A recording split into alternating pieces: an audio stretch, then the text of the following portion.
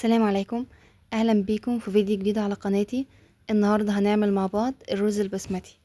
والرز البسمتي من الحاجات اللي دايما ليها مكانة خاصة في المطبخ، مش بس لانه مختلف عن الرز المصري العادي، لكن كمان عشان ليه طابع مميز شكلا وطعما.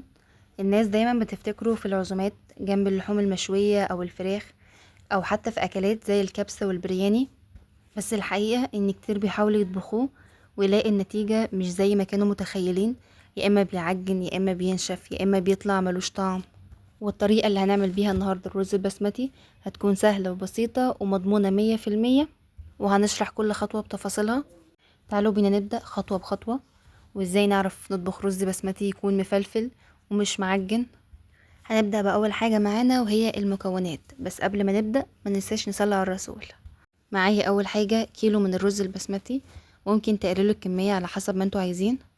هنغسله كويس تحت مية جارية لحد ما المية تبقى معانا شفافة، وبعد ما هنغسله كويس ممكن ننقعه في مية 10 دقايق ربع ساعة، او ممكن لا على حسب ما انتم عايزين. بس لو نقعتوه في مية فلكل كوباية رز بسمتي هنستخدم لها كوباية ونص مية. لو مش نقعتوه فلكل كوباية رز بسمتي هنستخدم لها كوبايتين مية. ومعايا جزرة كبيرة مبشورة، عملنا نصها ناعم ونصها خشن شوية. وكمان معايا بصلة وسط قطعناها كده حتت صغيرة. ومعايا طماطميتين وسط او طماطمية كبيرة هنقطعها مكعبات. وبالنسبة للبهارات اللي هنستخدمها فمعايا معلقة ملح، معلقة فلفل اسود، مكعب مرقة، ورق لورا وده لانه هيدي ريحة حلوة قوي، ولومي، وعود قرفة، 4 5 فصوص حبهان، وكمان معايا قرنفل. ودي كل المكونات اللي هنحتاجها في الرز البسمتي. تعالوا بقى ما نشوف هنعمله ازاي. في حلة على النار هنحط فيها شوية زيت وهنستنى لعند ما الزيت يسخن، وبعد كده هننزل عليه بالبصلة وهنفضل نقلب في البصلة لعند ما البصلة تدبل. احنا هنا ما بنحمرش البصلة خالص، هي يدوب بس البصلة تدبل.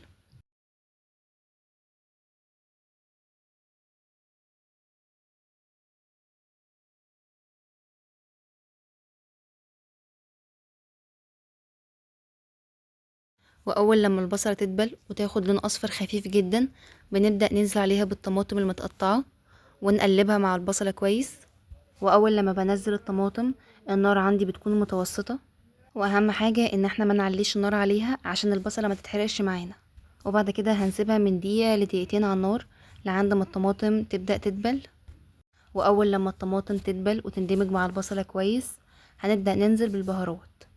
وهنا ممكن تقللوا او تزودوا في البهارات، فده بيكون على حسب رغبتكم. هنفضل بقى نقلب فيها كويس عشان البهارات عندي ما تتحرقش. وبعد كده هننزل بالجزرة المبشورة ناعم، وهنفضل بقى نقلب فيهم. وخدي بالك من الترتيب لان كل حاجة نزلت في وقتها عشان النتيجة تبقى معاكي حلوة في الاخر. يعني لو كنت نزلت بالبهارات قبل الطماطم كانت هتتحرق، ولو نزلت بالطماطم والبصلة كانت لسه ما دبلتش او اخدت لون اصفر بسيط فهيكون معاكي الطعم في الاخر مش احلى حاجة.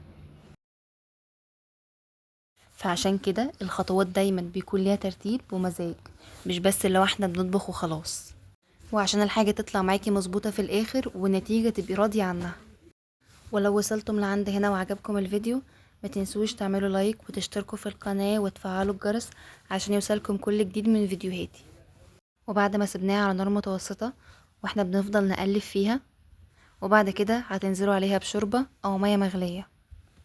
ولو كنت نقعت الرز البسمتي فهتستخدموا لكل كوباية رز كوباية ونص مية او شوربة. ولو مش نقعتوه فهتستخدموا لكل كوباية رز كوبايتين من المية او الشوربة.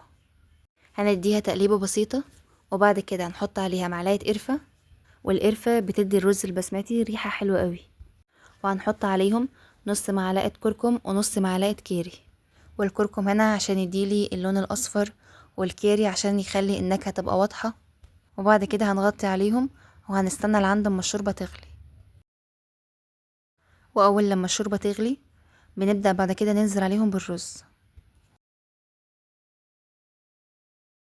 وهنقلب الرز كويس. وبعد كده هنغطي عليه وهنستنى لعند ما الرز يتشرب المية بتاعته.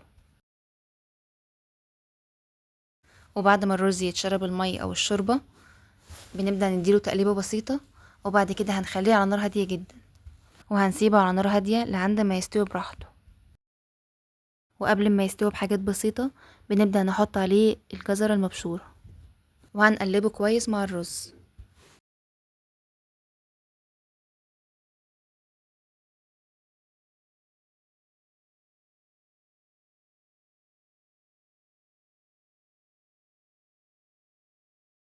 وبعد ما الرز هيستوي اخر حاجة بقى بنحطها وهي الزبيب، ممكن تحطه كمان معاه سوداني.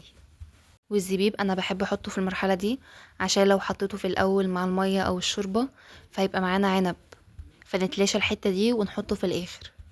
او ممكن تحمروا الزبيب مع معلقة او معلقتين من السمنة البلدي وتحطوه مع الشوربة ومش هيتحول معاكوا عنب ولا حاجة. وبعد كده هنقلبه مع الرز كويس قوي وهنسيبه من 3 ل5 دقايق على نار هادية. بكده يكون الرز البسمتي جاهز معانا. وبكده هنكون خلصنا الرز البسمتي مع بعض من اول خطوة لعند ما الرز معانا استوى. وشايفين شكله ما شاء الله ازاي مفلفل وكل حباية لوحدها ومش معجن ولا حاجة، وريحته تفتح النفس وطعمه كده حاجة في منتهى الجمال. وزي ما شفتوا كده مفيش اي حاجة خالص صعبة في طريقته، وكمان خطواته ولا هي معقدة ولا هي صعبة، بالعكس سهلة جدا وبسيطة.